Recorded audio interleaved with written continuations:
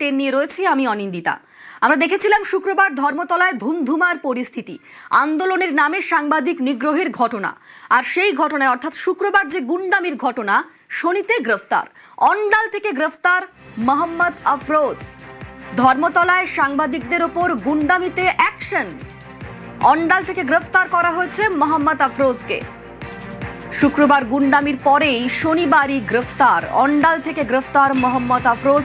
ধর্মতলায় সাংবাদিকদের ওপর গুন্ডামিতে অ্যাকশন, পুলিশের জালে তৃণমূল ঘনিষ্ঠ আফরোজ। বিধানসভায় এই আফরোজের নাম করেছিলেন মুখ্যমন্ত্রী। আমাদের সঙ্গে সরাসরি রৌনক রয়েছেন প্রতিনিধি। রৌনক, মুখ্যমন্ত্রী বিধানসভায় বলেছিলেন 5 জন কুখ্যাত নাম, যার মধ্যে আফরোজের নাম ছিল এবং তাকে ইতিমধ্যেই গ্রেফতার করা হয়েছে। এই আফরোজের পরিচয় কি? এই যে ঘটনা ঘটেছিল শুক্রবার, এই ঘটনাতে এর ভূমিকা কি ছিল?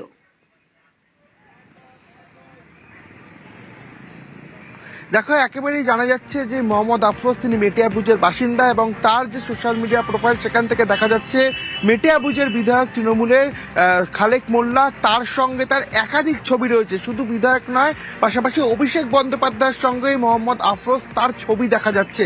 এবং এই যে ভাঙচুর এবং সাংবাদিক নিগ্রহের ঘটনা, এই ঘটনায় দেখা গেছে আমাদেরই সহকর্মীকে কার্যত মারধর এবং ধাক্কা দেয় এই আফরোজ, এবং সেই ভিডিওর সূত্র ধরেই কিন্তু এই আফরোজকে শনাক্ত করে কলকাতা পুলিশ। পরবর্তীতে জানা যায় যে আফরোজ অন্ডাল হয়ে পালিয়ে যাবার চেষ্টা করে, দুর্গাপুর এক্সপ্রেস ওয়ে থেকে এই মোহাম্মদ আফরোজকে গ্রেফতার করে কলকাতা পুলিশের গুন্ডা দমন শাখা। এবং পুলিশ সূত্রে খবর যে এদের একটা অন্য কোনো প্ল্যানিং ছিল, অর্থাৎ এই ছাত্র আন্দোলনের নামে এই মোহাম্মদ আফরোজ বা তার সঙ্গী যারা ছিলেন প্রায় 30 থেকে 40 জনকে নিয়ে তিনি এই মিছিলে এসেছিলেন এবং তারপরেই দেখা যায় সাংবাদিকদেরকে টার্গেট করে মারধর করা, নিগ্রহ করা এবং পুলিশকে টার্গেট করে জুতো লাঠি ছোড়া হয়। এর সঙ্গে একেবারে যুক্ত রয়েছে এই মোহাম্মদ আফরোজ এবং তার সঙ্গীরা। এর সঙ্গী আর কারা কারা ছিল গোটা বিষয়টি পুলিশ ইতিমধ্যে খতিয়ে দেখছে। এবং তোমায় জানিয়ে রাখবো যে মোহাম্মদ আফরোজের যে প্রোফাইল, সেই প্রোফাইল ঘেটে দেখা যাচ্ছে মেটিয়াবুজের যিনি বিধায়ক তৃণমূলের, তার সঙ্গে একাধিক ছবি এবং পাশাপাশি অভিষেক বন্দ্যোপাধ্যায়ের সঙ্গেও কিন্তু এই মোহাম্মদ আফরোজের ছবি রয়েছে, এমনটাই কিন্তু উঠে আসছে।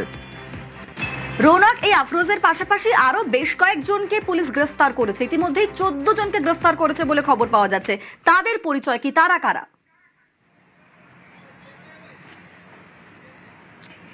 দেখো, একেবারেই গতকাল রাত পর্যন্ত 11 জন এবং গতকাল রাতে বিভিন্ন জায়গায় তল্লাশি অভিযান চালিয়ে আরো 3 জন, অর্থাৎ এই ঘটনার জেরে মোট 14 জনকে কলকাতা পুলিশের অ্যান্টি রাউডি সেকশনের তরফ থেকে গ্রেফতার করা হলো।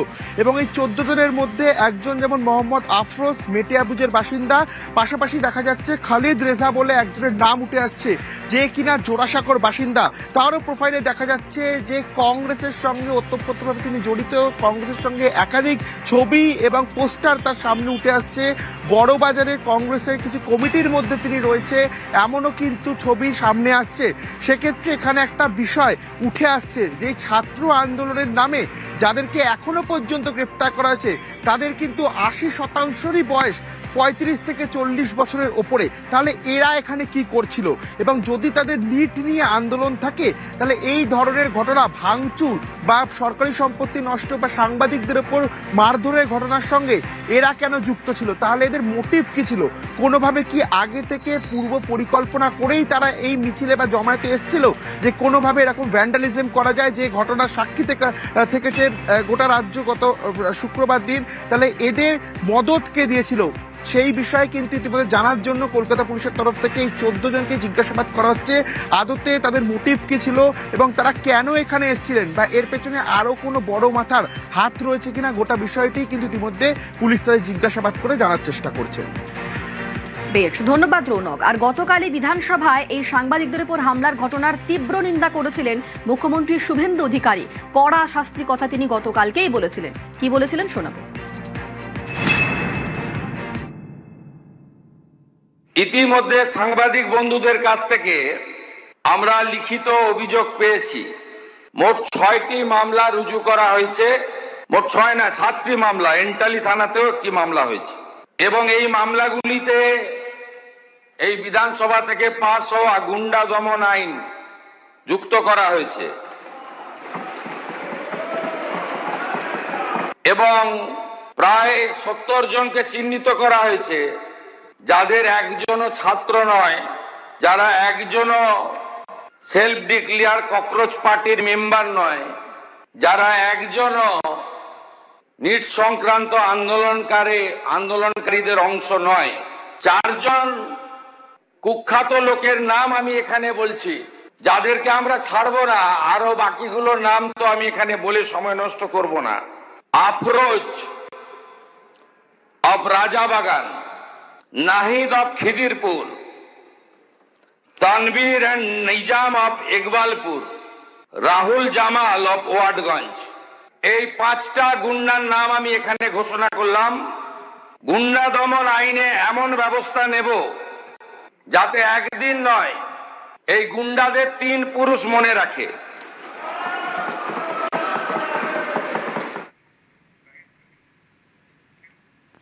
ধর্মতলায় বিক্ষোভের নামে সাংবাদিকদের উপর ন্যক্কারজনক আক্রমণ, বিধানসভায় সাংবাদিক নিগ্রহের কড়া সমালোচনা মুখ্যমন্ত্রীর। 7 এফআইআর দায়ের করে গুন্ডা দমন আইনে মামলা পুলিশের। বাম ছাত্র যুবদের মিছিলে কুখ্যাতরা কেন? ওয়াটগঞ্জ, ইকবালপুর, খিদিরপুর, রাজাবাগানের 5 নাম দিয়ে প্রশ্ন শুভেন্দু অধিকারীর।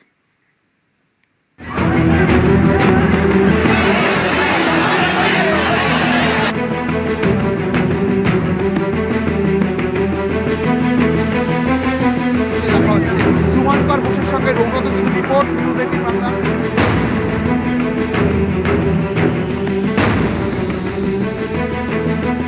সেলফ ডিক্লেয়ার ককরোচ পার্টি তারা বলেছে যে বামফ্রন্টের কিছু ছাত্র সংগঠন তারা এই কর্মসূচিতে ঢুকে পড়ে। ছাত্র ছিল বলে আমার জানা নেই, কারণ ওদের কোনো কলেজ ইউনিভার্সিটিতে অস্তিত্ব নেই। এরা হলো SFI, DYSA, AIDSO, AISA, AISF, AISB, PSU, RS ইত্যাদি ইত্যাদি।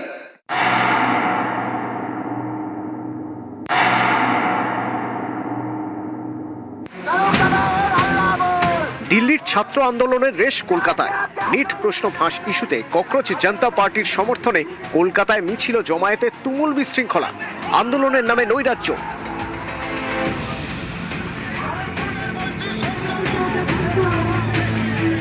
প্রতিবাদের নামে কার্যত জঙ্গিপনা। ধর্মতলায় সাংবাদিকদের উপর ন্যক্কারজনক আক্রমণ।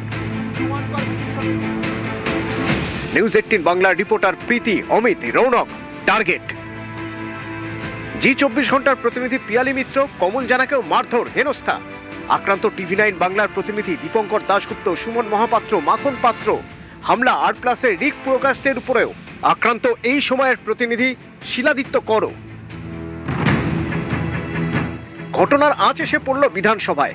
পেশাগত দায়িত্ব পালন করতে গিয়ে সাংবাদিকদের উপর হামলার তীব্র নিন্দা করলেন মুখ্যমন্ত্রী শুভেন্দু অধিকারী। বিধানসভায় দাঁড়িয়ে তিনি স্পষ্ট ভাষায় জানালেন, ঘটনায় জড়িত কুখ্যাতদের বিরুদ্ধে কঠোরতম ব্যবস্থা নেওয়া হবে। সাংবাদিক বন্ধুদের কাছ থেকে আমরা লিখিত অভিযোগ পেয়েছি। মোট 6টি মামলা রুজু করা হয়েছে। মোট 6 না, 7টি মামলা, এবং এই মামলাগুলিতে গুন্ডা দমন আইন যুক্ত করা হয়েছে। প্রায় 70 জনকে চিহ্নিত করা হয়েছে, যাদের একজনও ছাত্র নয়। Afroz of Rajabagan, Nahid of Khidirpur, Tanveer and Nizam of Iqbalpur, Rahul Jamal of Watgunge. এই 5টা গুন্ডার নাম আমি এখানে ঘোষণা করলাম। গুন্ডা দমন আইনে এমন ব্যবস্থা নেব যাতে একদিন নয়, এই গুন্ডাদের 3 পুরুষ মনে রাখে।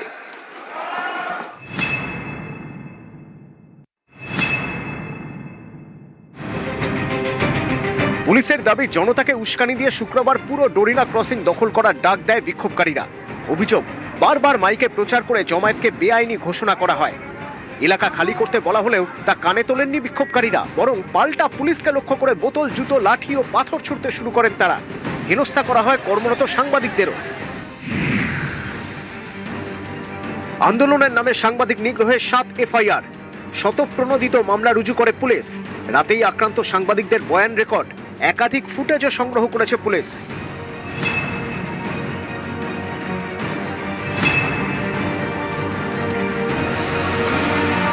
আন্দোলনের নামে সাংবাদিক নিগ্রহ। শুক্রবার রাতে আহত সাংবাদিকদের দেখতে এসএসকেএমে যান মুখ্যমন্ত্রী। হাসপাতাল থেকেই হামলাকারীদের বিরুদ্ধে কড়া ব্যবস্থার হুঁশিয়ারি দেন মুখ্যমন্ত্রী।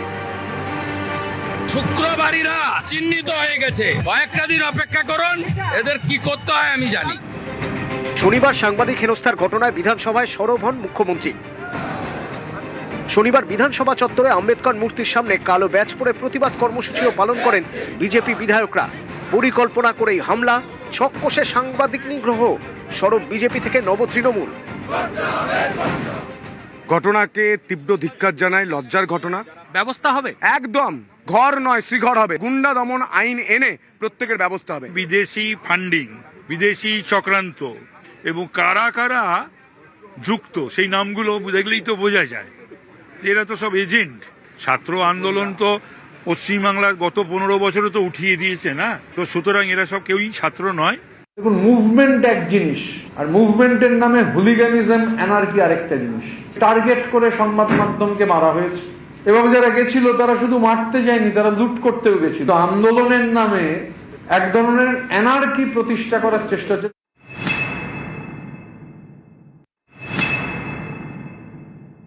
সাংবাদিক নিগ্রহের ঘটনায় সদ্য বিধানসভায় পেশ হওয়া যে গুন্ডা দমন বিল, সেই আইন অনুযায়ী ব্যবস্থা গ্রহণ করবে রাজ্য সরকার। রাজ্য বিধানসভার অভ্যন্তরে মুখ্যমন্ত্রী শুভেন্দু অধিকারী বুঝিয়ে দিয়েছেন তাদেরকে এমন শাস্তি দেওয়া হবে যে তাদের 3 পুরুষ মনে রাখবে কেন তারা এই ধরনের ঘটনা ঘটিয়েছিলেন। প্রায় 70 জনকে চিহ্নিত করা হয়েছে, যাদের একজনও ছাত্র নয়। Afroz of Rajabagan, Nahid of Khidirpur, Tanveer and Nizam of Iqbalpur, Rahul Jamal of Watgunge. এই 5টা গুন্ডার নাম আমি এখানে ঘোষণা করলাম। গুন্ডা দমন আইনে এমন ব্যবস্থা নেব যাতে একদিন নয়, এই গুন্ডাদের 3 পুরুষ মনে রাখে। নিউজ 18 বাংলা।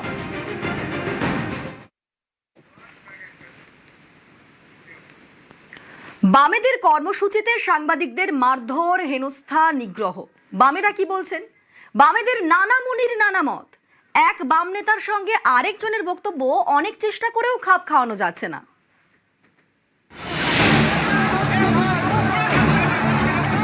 শুক্রবার বিকেল নিট প্রশ্ন ফাঁসের প্রতিবাদে ডাকা বাম ছাত্র সংগঠনের কর্মসূচিতে ধর্মতলায় চরম বিশৃঙ্খলা। লাঠির বাড়ি, জলের বোতল, ইট পাটকেল ছোড়াছুড়ি। সাংবাদিক নিগ্রহের নিন্দার ঝড়। বামেদের কর্মসূচিতে বামেরাই ঘেটে খ। কিন্তু সোশ্যাল মিডিয়ায় মধুজা সেন রায়ের বক্তব্যের অর্থ কি? তিনি কি সংবাদ মাধ্যমকেই দোষারোপ করে নিগ্রহকে যথার্থ বলতে চাইছেন নাকি? কিন্তু বিকাশ রঞ্জন ভট্টাচার্য তো সোশ্যাল মিডিয়ায় লিখেছেন, বামেদের ভিড়ে ছদ্মবেশীরা ঢুকে ইট পাটকেল ছুঁড়ে উস্কানি দিয়েছে। এই ঘটনাগুলো বামপন্থী ছাত্র যুবরা করে না।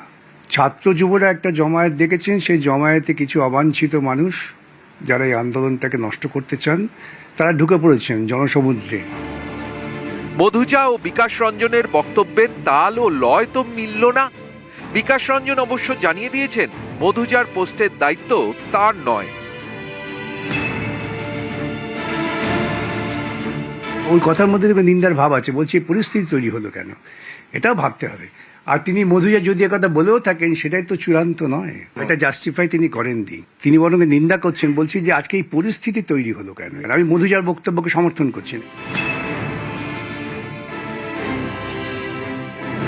মধুজার পোস্ট এরকম, মধুজার নামে এই পোস্ট আছে, সেটার কোনো যৌক্তিকতা আছে কি? আমি দেখে নিয়ে আপনি বলছেন যখন আমি দেখবো, নিশ্চয়ই মধুজার সঙ্গে কথা বলবো। যদি মনে হয় বেঠিক হয়েছে, নিশ্চয়ই মধুজাকে সঙ্গে আমরা বলতে পারবো। এই নিগ্রহ উচিত নয়। অ্যাট দ্য সেম টাইম আমার বক্তব্যের দ্বিতীয় পার্টটা হলো যে কেন মানুষ খেপে যাচ্ছে মিডিয়ার উপর, সেটা মিডিয়ারও আত্মসমীক্ষা করা, আত্মনিরীক্ষণ করা প্রয়োজন। আবার বিকাশ রঞ্জনের বক্তব্য তার নিজস্ব বলেছেন সুজন চক্রবর্তী।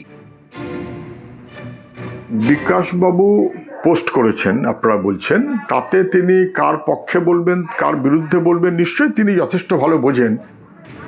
ইতিমধ্যে আবার শমিক লাহিড়ীর ভিডিও ভাইরাল হয়েছে। সেই ভিডিওয়ে দেখা যাচ্ছে সাংবাদিক নিগ্রহের সময় সিপিআইএম নেতা শমিক লাহিড়ী হাসতে হাসতে ভিড় থেকে বেরোচ্ছেন। অথচ তাণ্ডব থামাচ্ছেন না।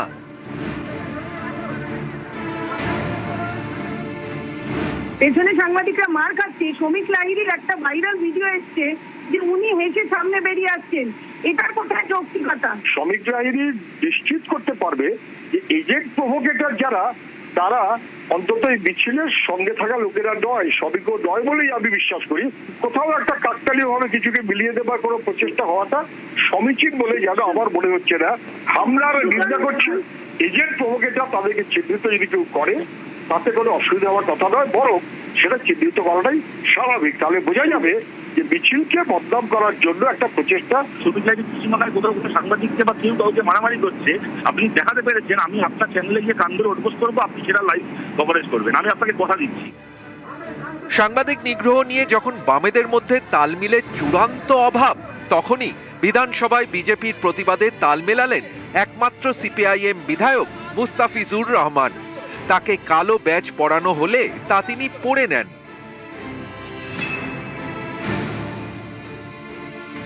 দেখিনি ভিডিওটা, যদি এই ধরনের ঘটনা হয় বা যদি এই ধরনের যা বলছেন আপনি সেটা হলে সেটা কখনোই অনবৃপেত, এটা হওয়া উচিত না, এটাকে সমর্থন করা যায় না। যে ঘটনা গতকালকে ঘটেছে, সাংবাদিকদের উপরে যে আক্রমণ হয়েছে, এই আক্রমণের নিন্দা জানানোর কোনো ভাষা নেই, আমরা নিন্দা জানাচ্ছি।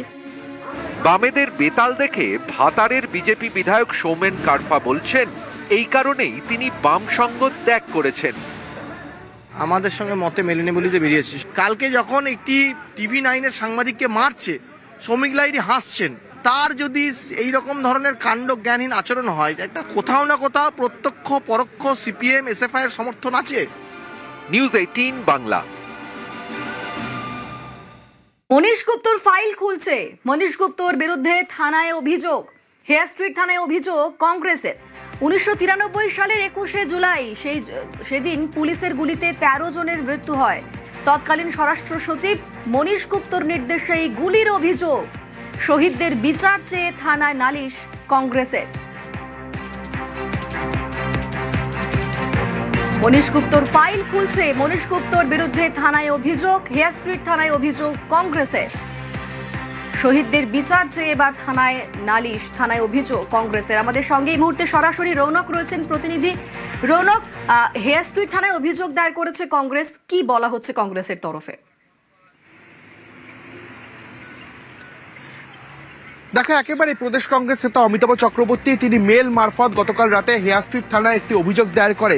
তিনি যেটা অভিযোগ করেছেন যে এই মনীশ গুপ্ত যখন এই 21শে জুলাই আন্দোলন হয়েছিল সেই সময় যে গুলি চালানো হয়, যার ফলে যারা কংগ্রেস কর্মীরা নিহত হয়েছিলেন, সেই সময় মনীশ গুপ্তর ভূমিকা নিয়ে তারা প্রশ্নচিহ্ন তুলছেন এবং পরবর্তীতে তৃণমূল কংগ্রেস সরকার আসায় মনীশ গুপ্ত সেই তৃণমূল কংগ্রেসে যোগদান করেন। সেই জায়গা থেকে তদন্ত নষ্ট হয়েছে এবং তদন্তে মনীশ গুপ্তকে আড়াল করা হয়েছে, এমনটাই কিন্তু অভিযোগ তোলা হচ্ছে কংগ্রেসের তরফ থেকে। এবং তুমি জানবে, মুখ্যমন্ত্রী শুভেন্দু অধিকারী যখন বিধানসভা থেকে বলেছিল যে 21শে জুলাইয়ের ফাইল খুললে যদি কেউ FIR করতে চায় সেই FIR গ্রহণ করা হবে, এই ঘোষণার পরই কিন্তু কংগ্রেসের তরফ থেকে তারা মুখ্যমন্ত্রী এই ঘোষণার পর নিজেরাই জানাচ্ছেন তারা নতুন করে FIR করেন। সেই মারফত ধরেই কিন্তু গতকাল রাতে এই অমিতাভ চক্রবর্তী প্রদেশ কংগ্রেস নেতা তিনি ইমেল মারফত হেয়ার স্ট্রিট থানায় একটি অভিযোগপত্র দায়ের করেন এবং অন্যদিকে পুলিশ কমিশনের কাছেও কিন্তু মেল মারফত অভিযোগ করেন মনীশ গুপ্তর বিরুদ্ধে। মূলত এই 21শে জুলাই তার কি ভূমিকা ছিল, এই যে গোটা তদন্ত প্রক্রিয়া, সেই তদন্ত প্রক্রিয়া কোনোভাবে মনীশ গুপ্তর ভূমিকা আড়াল করা হয়েছিল কিনা বা কার নির্দেশে গুলি চালানো হয়েছিল, এর পেছনে যে মনীশ গুপ্তর যোগ সাজস ছিল এমনটাই অভিযোগ তুলছে কংগ্রেস। এই বিষয়গুলোকে সামনে রেখেই কিন্তু ইমেল মারফত একটি হেয়ার স্ট্রিট থানায় এবং আরেকটি ইমেল করা হয় কলকাতা পুলিশ কমিশনারকে প্রদেশ কংগ্রেসের তরফ থেকে। বেশ, ধন্যবাদ রৌনক। মনীশ গুপ্তর ফাইল যে খুলছে আগেই ইঙ্গিত দিয়েছিলেন মুখ্যমন্ত্রী। গত 20শে জুলাই 21শে জুলাই কমিশনের রিপোর্ট হাতে নিয়ে চাঞ্চল্যকর দাবি শুভেন্দু অধিকারীর। তিনি জানান, প্রাক্তন বিরোধী দলনেতা পঙ্কজ বন্দ্যোপাধ্যায় বলেছিলেন 21শে জুলাইয়ের ঘটনার জন্য একমাত্র দায়ী মনীশ গুপ্ত। তিনি মমতার মন্ত্রিসভায়। রিপোর্ট হাতে মুখ্যমন্ত্রী বলেন, তৎকালীন মন্ত্রী মনীশকে বাঁচাতে কমিশনের কাছে তথ্য দেননি মমতা বন্দ্যোপাধ্যায়। বিধানসভায় চাঞ্চল্যকর দাবি মুখ্যমন্ত্রীর।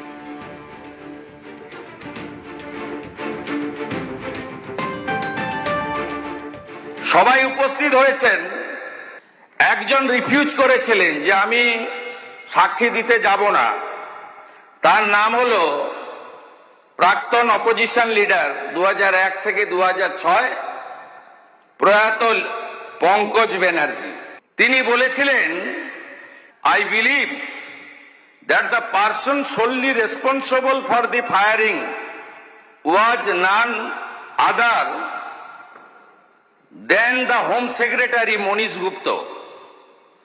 But the culprit has been given a berth in the Mamata Banerjee cabinet. এই কমিশন কাদের কাদের ডেকেছিল? মোট 44 জনকে ডেকেছিল। সবচেয়ে বড় যিনি সাক্ষী হিসেবে নিজেকে দাবি করেন, প্রাক্তন মুখ্যমন্ত্রী মমতা বন্দ্যোপাধ্যায়কে কমিশন ডাকার প্রয়োজন মনে করেনি। হয়তো আলাদা করে বলে দিয়েছিলেন যে আমাকে ডাকবেন না। তিনি তথ্য সরবরাহ করেননি, কারণ উনার পাওয়ার মিনিস্টার ফেঁসে যাওয়ার প্রভূত সম্ভাবনা ছিল।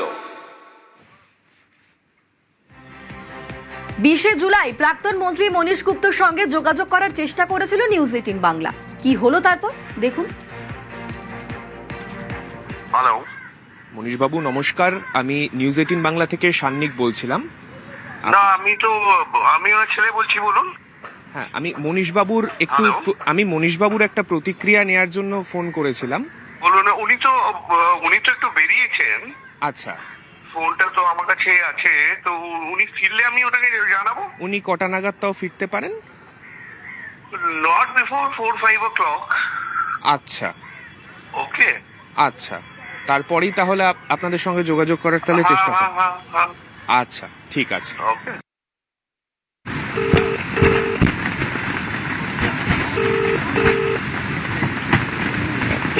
আপনি যে ব্যক্তিকে কল করেছেন তিনি উত্তর দিচ্ছেন না। অনুগ্রহ করে কিছুক্ষণ পরে চেষ্টা করুন। The person you are calling is not answering. Please try later.